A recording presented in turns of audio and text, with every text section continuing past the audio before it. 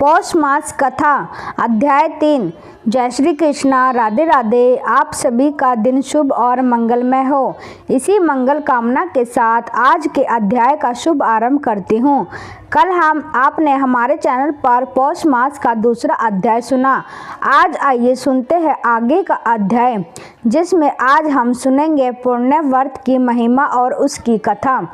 श्री नारायण जी कहते हैं, हे नारद, इस प्रकार व्रत के विधान को सुनकर देवी का मन प्रसन्नता से खिल उठा। उसके बाद उन्होंने अपने स्वामी शिवजी से दिव्य एवं शुभकारिणी व्रत कथा के विषय में जिज्ञासा प्रकट की। श्री पार्वती जी ने पूछा, हे नाथ, यह व्रत तथा इसका फल और विधान बड़ा ही अद्भुत है।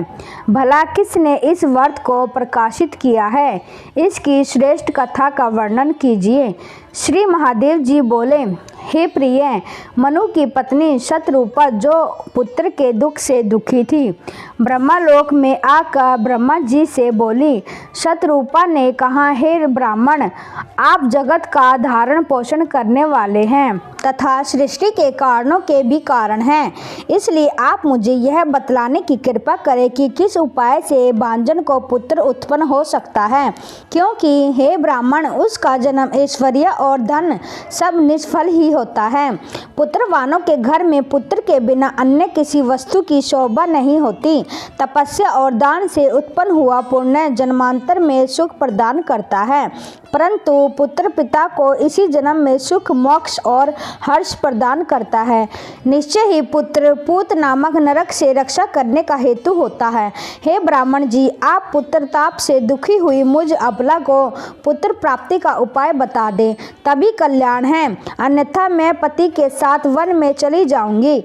आप इस पृथ्वी को धारण करने वाले धन, ऐश्वर्य और राज आदि ग्रहण कीजिए, क्योंकि हे तात, हम दोनों पुत्रहीनों के लिए भला इन सब से क्या प्रयोजन है। साक्षात ब्रह्मा जी से ऐसा कहकर शतरूपा फूट फूट कर रोने लगी।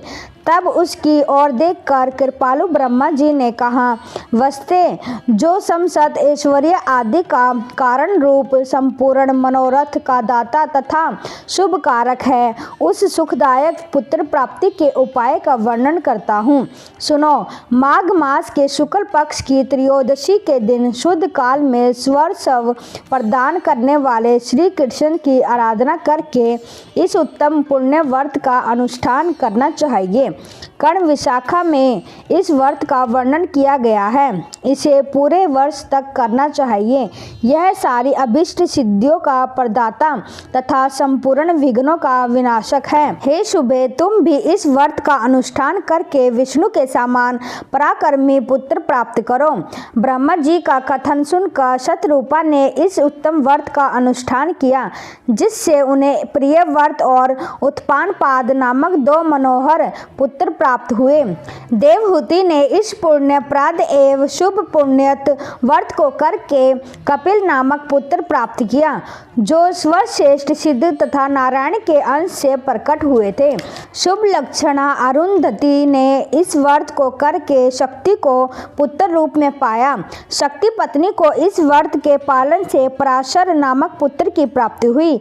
अदिति ने इस व्रत का अनुष्ठान करके वामन नामक पुत्र प्राप्त किया।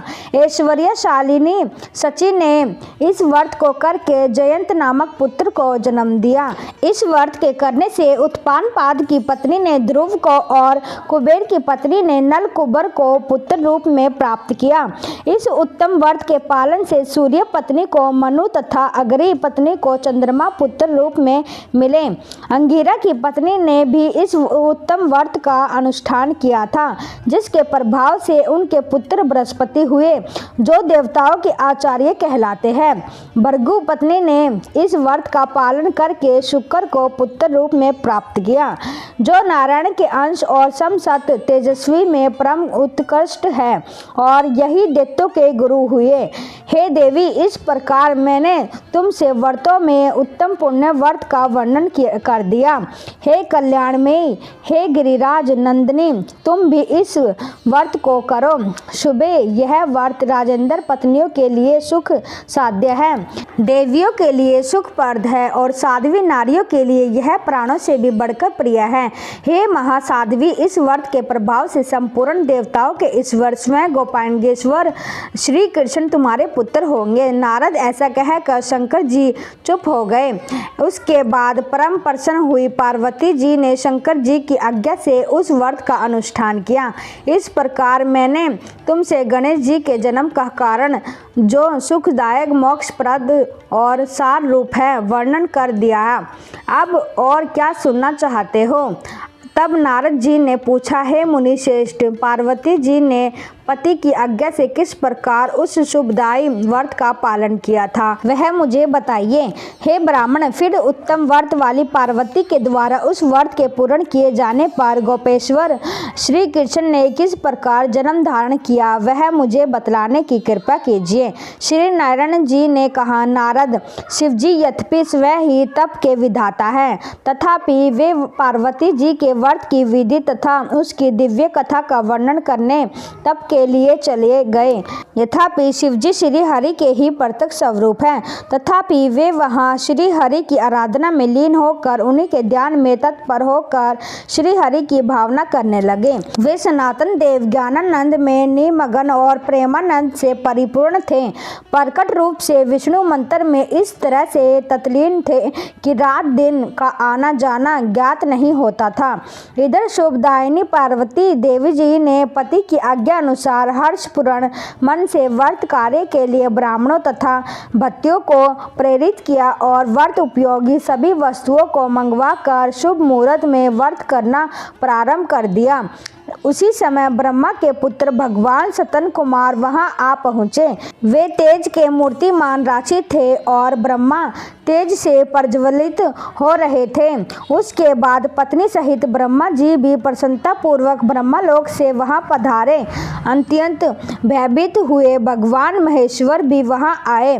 नारद जी, जो क्षीर सागर में शयन करते थे तथा जगत के शासक और पालन पोषण करने वाले हैं, जिनके गले में वनमाला लटकती रहती है, जो रत्नों के आभूषणों से विभूषित है तथा जिनके शरीर का वर्ण श्याम है, वे चार भुजाधारी भगवान विष्णु लक्ष्मी जी तथा पार्षदों के साथ बहुत सी सामग्री लिए हुए रत्न जड़ित विमान पर आरूढ़ होकर वहां उपस्थित हुए। उसके बाद सनक, संदन, सनातन, कपिल, कर्त्यु, यति, द्वारसा, चैवयन, गौतम, बृहस्पति, पारिभ्रद, पराशर, बाल अग्नि, विश्वामित्र, वामदेव, मार्कंडेय, पुष्कर और भी बहुत से मुनि शिष्यों सहित वहां पधारे। हे मुने, धर्मपुत्र नर नारायण भी वहां आए। पार्वती जी के उस व्रत में दिग्पाल देवता, यश, गंधर्व, किन्नर और गणों सहित सभी पर्वत भी उपस्थित हुए। फिर शंकर ने आए हुए अतिथियों को ऊंचे ऊंचे सिंहासनों पर बैठाकर उनका आदर सत्कार किया। पार्वती जी के इस व्रत में इंद्र, दानादस्य, कुबेर, कोपाशदस्य, सवै सूर्य आदेश देने वाले और वरुण परोसने के काम पर नियुक्त थे। उस समय दूध, दही, घी, गुड़, चीनी, तेल और मधु आदि के लाखों नदियां बहने लगी थी। इस प्रकार गेहूं, चावल, जौ और चिवड़े आदि के पहाड़ों के पहाड़ लग गए थे। हे महामुने, पार्वती जी के व्रत में कैलाश पर्वत पर सोना, चांदी, मूंगा और मणियों के पर्वत सरीखे ढेर लगे हुए थे। लक्ष्मी जी ने भोजन तैयार किया हुआ था, जिसमें परम मनोहर खीर, पूड़ी, अगहनी का चावल और घी से बने हुए अनेक तरह तरह के व्यंजन थे। देव ऋषि गणों के साथ स्वयं नारायण जी ने भोजन किया। उस समय 1 लाख ब्राह्मण परोसने का काम कर रहे थे। भोजन कर लेने के पश्चात जब वे रत्न सिंहासनों पर विराजमान हुए, तब परम चतुर लाखों ब्राह्मणों ने उन्हें कपूर आदि से सुवासित पान के बीड़े समर्पित किए। हे ब्राह्मण, देव ऋषियों से भरी हुई उस सभा में जब क्षीर सागर में शयन करने वाले भगवान विष्णु रत्न जड़ित सिंहासन पर आसीन थे, तब प्रसन्न मुख वाले पार्षद उन पर श्वेत चवन डुला रहे थे। ऋषि, सिद्ध तथा देवगण उनकी स्तुति कर रहे थे। वे गंधर्व के मनोहर गीत सुन रहे थे। उसी समय ब्रह्मा जी की प्रेरणा से शंकर जी ने हाथ जोड़कर भक्तिपूर्वक उन ब्रह्मेश से अपने अभीष्ट कर्तव्य व्रत के विषय में प्रश्न किया। श्री महादेव जी ने पूछा, हे प्रभु, आप श्रीनिवास तत्स्वरूप, तपस्याओं और कर्मों के फलदाता, सबके द्वारा पूजित, संपूर्ण व्रतों, जपों, यज्ञों और पूजनों के बीज रूप से वांछा, कल्पत्रु और पापों का हरण करने वाले हैं। नाथ, मेरी एक प्रार्थना सुनिए। हे ब्राह्मण पुत्र, शोक से पीड़ित हुई देवी पार्वती का हृदय अत्यंत दुखी हो गया, इसलिए वह पुत्र की कामना से परमोत्तम पुण्यत व्रत करना चाहती थी। वह सुब्रता व्रत के फल स्वरूप में उत्तम पुत्र और पति सौभाग्य की याचना कर रही है। इनके बिना उसे संतोष नहीं है। प्राचीन काल में इस माननी ने अपने पिता के यज्ञ में मेरी निंदा होने के कारण अपने शरीर का त्याग कर दिया था और अब पुनः हिमालय के घर में जन्म धारण किया है। यह सारा वृत्तांत तो आप जानते ही हैं। आप तो स्वर्ग हो, आपको मैं क्या बतलाऊं।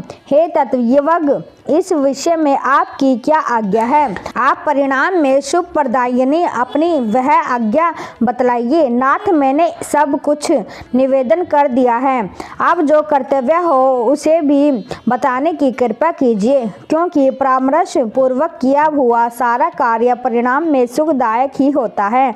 श्री नारायण जी कहते हैं, हे नारद, उस सभा में ऐसा कहकर भगवान शंकर ने कमलापति विष्णु की स्तुति की और फिर ब्रह्मा के मुख की ओर देखकर वे चुप हो गए। शंकर जी का वचन सुनकर जगदीश विष्णु हंसने लगे तथा हितकारक तथा नीति पूर्ण वचन कहने लगे। श्री विष्णु जी ने कहा, पार्वतीश्वर, आपकी पत्नी सती संतान प्राप्ति के लिए जिस उत्तम पुण्यक व्रत को करना चाहती है, वह व्रतों का सार तथा सौभाग्य का बीज, सबके द्वारा असाध्य अभीष्ट फल का दाता, सुखदायक, सुख का सार तथा मोक्षप्रद है। शंकर जी, उत्तम व्रत का आचरण करने वाली साध्वी शिवा पुण्यक नामक उत्तम व्रत का अनुष्ठान अवश्य करें। इस व्रत के पालन से सहस्त्र राजसूय यज्ञों का पुण्य प्राप्त होता है। त्रिलोचन, इस व्रत में राजसूय यज्ञों के समान धन का व्यय होता है, अतः यह व्रत सभी साध्वी महिलाओं द्वारा साध्य नहीं है। इस पुण्य व्रत के प्रभाव से स्वयं गोलोकनाथ श्री कृष्ण पार्वती के गर्भ से उत्पन्न होकर आपके पुत्र होंगे। वे कृपा निधि स्वयं समस्त देवगणों के ईश्वर हैं, इसलिए त्रिलोकी में गणेश नाम से विख्यात होंगे, जिनके स्मरण मात्र से निश्चय ही जगत के विघ्नों का नाश हो जाता है। इस कारण उन विभु का नाम विघ्न निघन हो गया है, क्योंकि पुण्यक व्रत में उन्हें अनेक प्रकार के द्रव्य समर्पित किए जाते हैं, जिन्हें खाकर उनका उदर लंबा हो जाता है, अतः वे लंबोदर कहलाएंगे। शनि की दृष्टि पड़ जाने पर, उनका सिर कट जाने पर पुनः हाथी का सिर जोड़ा जाएगा, इस कारण उन्हें गजानन कहा जाएगा। परशुराम जी के फर से जब इनका एक दांत टूट जाएगा, तब वे अवश्य ही एक दंत नाम वाले होंगे। वे ऐश्वर्यशाली शिशु संपूर्ण देवगणों के, हम लोगों के तथा जगत के परम पूज्य होंगे। मेरे वरदान से उनकी सबसे पहले पूजा होगी। संपूर्ण देवों की पूजा के समय सबसे पहले उनकी पूजा करके मनुष्य पूजा का फलों को पा लेता है, अन्यथा उसकी पूजा व्यर्थ हो जाती है। मनुष्य को चाहिए कि श्री गणेश, सूर्य, विष्णु, शंभु, अग्नि और दुर्गा, इन सब की सबसे पहले पूजा करे, तब अन्य देवताओं की पूजा करें। गणेश जी का पूजन करने से जगत की विघ्न निर्मूल हो जाते हैं। सूर्य की पूजा से निरोगता आती है। श्री विष्णु के पूजन से पवित्रता, मोक्ष, पापनाश, यश और ऐश्वर्य की वृद्धि होती है। शंकर जी का पूजन तत्व ज्ञान के विषय में परम तृप्ति का बीज है। अग्नि का पूजन अपनी बुद्धि की शुद्धि का उत्पादक कहा गया है। ब्रह्मा जी द्वारा संस्कृत अग्नि की पूजा से मनुष्य अंत समय में ज्ञान मृत्यु को प्राप्त कर लेता है तथा शंकर अग्नि से दाता और भोक्ता होता है। दुर्गा जी की अर्चना हरि भक्ति प्रदान करने वाली तथा परम मंगलदायिनी होती है। इनकी पूजा के बिना अन्य की पूजा करने से वह पूजन विपरीत हो जाता है। महादेव त्रिलोकी के लिए यही कर्म प्रत्येक कल्प में निश्चित है। यह देव निरंतर विद्यमान रहने वाले नित्य तथा सृष्टि परायण हैं। उस सभा के बीच ऐसा कहकर श्री हरि मौन हो गए। इससे पहले के अध्याय में आपने जाना था कि किस प्रकार महादेव जी ने देवी पार्वती को पुण्यक व्रत का विधान और उसकी कथा बताई थी। तब देवी पार्वती ने उस व्रत को विधि विधान से किया और श्री हरि की स्तुति की। श्री नारायण कहते हैं, हे नारद, पार्वती जी द्वारा की गई इस स्तुति को सुनकर करुणा निधि श्री कृष्ण ने पार्वती जी को अपने उस स्वरूप के जो सबके लिए अदृश्य और परम दुर्बल है दर्शन कराए। उस समय पार्वती जी ने स्तुति करके अपने मन को एकमात्र श्री कृष्ण में लगाकर ध्यान में लीन थी। उन्होंने सबको मोहित करने वाले कृष्ण के स्वरूप का दर्शन किया। वह एक महत्वपूर्ण मनोरम आसन पर जो बहुमूल्य रत्नों का बना हुआ था, जिसमें हीरे जड़े हुए थे और मानव की मालाओं से सुशोभित तथा विराजमान था। उसके शरीर पर पीताम्बर सुशोभित था, हाथों में वंशी शोभा पा रही थी, गले में वनमाला की निराली छटा थी, शरीर का रंग श्यामा था, रत्नों के आभूषण उनकी शोभा बढ़ा रहे थे। ऐसे सुंदर स्वरूप को देखकर देवी पार्वती ने मन ही मन उसी के अनुरूप पुत्र प्राप्ति की कामना की और उसी क्षण उन्हें वह वर भी प्राप्त हो गया। इस प्रकार वरदानी परमात्मा ने पार्वती जी के मन में जिस जिस वस्तु की कामना की थी उसे पूर्ण करके देवताओं का भी अभिष्ट सिद्ध कर दिया। फिर वह तेज अंतर्ध्यान हो गया। तब देवताओं ने कृपा परवश होकर सतन कुमार जी को समझाया और उन्होंने उन उमा रहित दिगंबर शिव जी को प्रसन्नचित वाली पार्वती जी को लौटा दिया। फिर तो विवश को आनंदित करने वाली देवी पार्वती ने ब्राह्मणों को अनेक प्रकार के रत्न और भिक्षु और बंदिया और स्वर्ण दान किया। ब्राह्मणों, देवताओं और पर्वतों को भोजन कराया। सर्वोत्तम उपहारों द्वारा शंकर जी की पूजा की, बाजे बजवाए, मांगलिक कार्य करवाए। इस प्रकार देवी ने व्रत को समाप्त करके परम उल्लास के साथ दान देकर सबको भोजन कराया। फिर अपने स्वामी शिव जी के साथ स्वयं भी भोजन किया। इसके बाद उत्तम पान की सुंदर बीड़े जो कपूर आदि से सुवासित थे, बारी बारी से सबको देकर शिव जी के साथ स्वयं भी खाया। फिर पार्वती जी एकांत में भगवान शंकर के साथ विहार करने लगी। इसी बीच में एक ब्राह्मण दरवाजे पर आया। मुने उस भिक्षुक ब्राह्मण का रूप तेला भाव के कारण रूखा था, शरीर मेले वस्त्र से ढका हुआ था, उसके दांत अत्यंत स्वच्छ थे, वे तृष्णा से पूर्णतया पीड़ित थे, उसका शरीर कमजोर था, वह उज्ज्वल वर्ण का तिलक धारण किए हुए था, उसका स्वर बहुत दिन था और दीनता के कारण उसकी मूर्ति कुत्सित थी। इस प्रकार के उस अत्यंत और दुर्बल ब्राह्मण ने अन्न की याचना करने के लिए दरवाजे पर डंडे के सहारे खड़े होकर महादेव जी को पुकारा। ब्राह्मण ने कहा, महादेव आप क्या कर रहे हैं? मैं 7 रात तक चलने वाले व्रत को समाप्त होने पर भूख से व्याकुल होकर भोजन की इच्छा से आपकी शरण में आया हूँ, मेरी रक्षा कीजिए। हे तात, आप तो करुणा के सागर हैं, इसलिए आप मेरी ओर देखिए तो सही। हे महादेव, आप क्या कर रहे हैं? माता पार्वती उठिए और मुझे सुवासित जल और अन्न प्रदान कीजिए।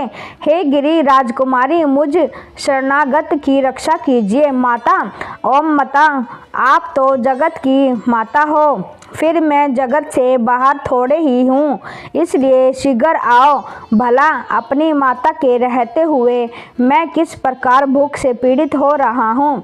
ब्राह्मण के दिन वाणी सुनकर शिवजी पार्वती जी उठे। उसी समय शिवजी का शुक्रपात हो गया। वे पार्वती जी के साथ द्वार पर आए। वहाँ उन्होंने उस अत्यंत वृद्ध ब्राह्मण को देखा जो वृद्ध अवस्था में अत्यंत पीड़ित था। उसके शरीर में अत्यंत झुर्रियाँ पड़ गई थी। वह डंडा लिए हुए था, उसकी कमर झुक गई थी। वह तपस्वी होते हुए भी अशांत था, उसके होठ कंठ से तालु सूख गए थे। वह बड़ी ताकत लगाकर उन दोनों को प्रणाम और उनकी स्तुति कर रहा था। उसके अमृत से भी उत्तम वचन सुनकर नीलकंठ महादेव जी प्रसन्न हो गए।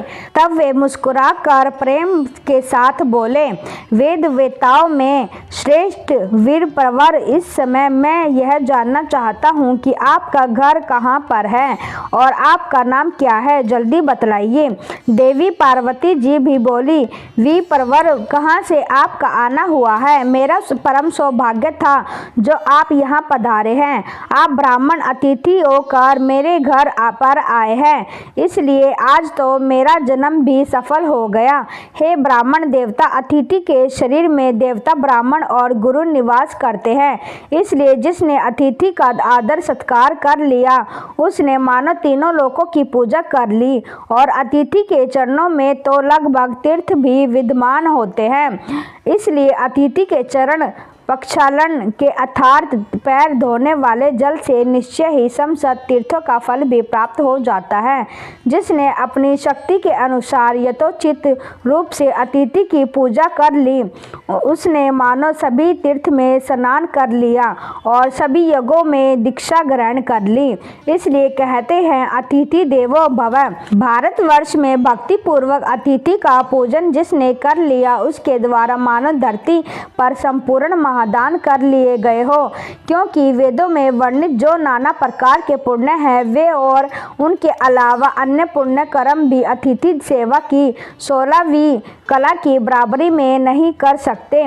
इसलिए जिसके घर में अतिथि अपमानित होकर लौट जाता है, उनका आदर सत्कार नहीं करता, उस गृहस्थ के पितृ देवता सभी अपमानित होकर उस अतिथि के पीछे पीछे चले जाते हैं।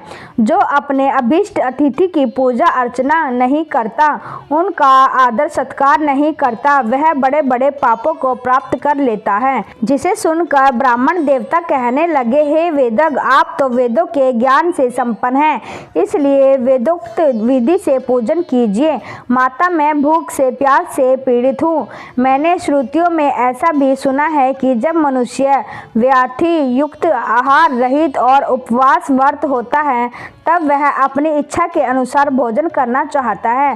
पार्वती जी ने पूछा, है ब्राह्मण देवता, आप क्या भोजन करना चाहते हैं? अगर वह त्रिलोकी में परम दुर्बल होगा तो भी आज मैं आपको जरूर खिलाऊंगी, आप बस मेरा जन्म सफल कीजिए। ब्राह्मण ने कहा, हे देवी, मैंने सुना है कि उत्तम व्रत परायण आपके पुण्य व्रत में सभी प्रकार का भोजन एकत्रित किया है, इसलिए उन्हीं अनेक प्रकार के मिष्ठानों को खाने के लिए मैं यहाँ आया हूँ। मैं तो आपका पुत्र हूँ। जो मिष्ठान तीनों लोकों में दुर्बल है, उन पदार्थों को मुझे देखकर आप सबसे पहले मेरी पूजा करें। साध्वी वेदवादियों का कहना है, पिता 5 प्रकार के होते हैं, माताएं अनेक तरह की कही जाती है, पुत्र भी 5 प्रकार के कहे जाते हैं, यानी पुत्र के भी 5 प्रकार हैं। विद्यादाता अर्थात गुरु, अन्नदाता भय से रक्षा करने वाला, जन्मदाता और कन्यादाता, ये मनुष्यों के वेदोक्त पिता कहे गए हैं। गुरु, पत्नी, जननी, सतन दात्री अर्थात धाया, पिता की बहन अर्थात बुआ, माता की बहन अर्थात मौसी, सौतेली माता, अन्न प्रदान करने वाली और पुत्र वधु, यह भी माताएं कहलाती हैं। वृत्तीय, शिक्षा, दत्तक, वीर्य से उत्पन्न अर्थात औरस और शरणागत, यह 5 प्रकार के पुत्र हैं। इनमें 4 धर्म पुत्र कहलाते हैं और 5वां पुत्र धन का भागी होता है। माते, मैं आप पुत्रहीना का ही अनाथ पुत्र हूँ। वृद्धावस्था में ग्रस्त हूँ और इस समय भूख प्यास से पीड़ित होकर आपकी शरण में आया हूँ। हे गिरिराज किशोरी, अन्नों में श्रेष्ठ पूरी उत्तम के पके हुए फल, आटे में के बने हुए तरह तरह के पदार्थ, काल दिशा अनुसार उत्पन्न हुई वस्तुएं, पकवान, चावल के आटे का बना हुआ तिकोना, दूध, गन्ना, गुड़ के बने हुए द्रव्य, घी, दही, गुड़ मिश्रित तिलों के लड्डू, मेरी जानकारी से बाहर सुधा तुल्य अन्य वस्तुएं, कपूर आदि से सुवासित सुंदर श्रेष्ठ तांबूल, अत्यंत निर्बल और स्वादिष्ट जल, इन सभी पदार्थ को जिन्हें खाकर मेरी सुंदर तोंद हो जाए, मुझे प्रदान कीजिए। आपके स्वामी सारी संपत्तियों के दाता और त्रिलोकी के सृष्टि करता है और आप संपूर्ण ऐश्वर्य को देने वाली महालक्ष्मी स्वरूपा है, इसलिए आप मुझे रमणीय सिंहासन, अमूल्य रत्नों के आभूषण, अग्नि शुद्ध सुंदर वस्त्र, अत्यंत दुर्बल श्री हरि का मंत्र, श्री हरि में सुदृढ़ भक्ति, मृत्युंजय नामक ज्ञान, सुख प्रदायिनी दान, शक्ति और सिद्धि कीजिए।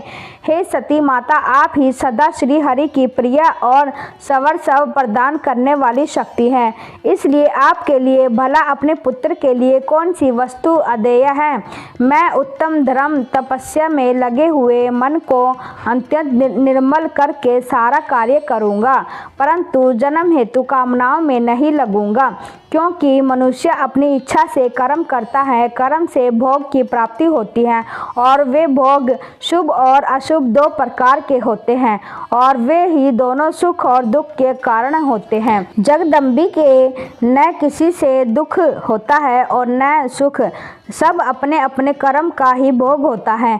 देवी, आपकी तपस्या और पूजन तो लोक शिक्षा के लिए है, क्योंकि आप नित्य स्वरूपा सनातनी देवी हैं और समस्त कर्मों का फल प्रदान करने वाली है। प्रत्येक कल्प में श्री कृष्ण गणेश रूप से आपके पुत्र बनकर आपकी गोद में आते हैं। ऐसा कहकर वे ब्राह्मण तुरंत ही अंतर्ध्यान हो गए। वे परमेश्वर इस प्रकार अंतर्ध्यान होकर बाल रूप धारण करके महल के भीतर स्थित पार्वती जी की शैया पर जा पहुँचे और जन्मे हुए बालक की तरह घर की छत के भीतरी भाग की ओर देखने लगे। उस बालक के शरीर की आभा अत्यंत सुंदर और शुद्ध चंपक के समान थी।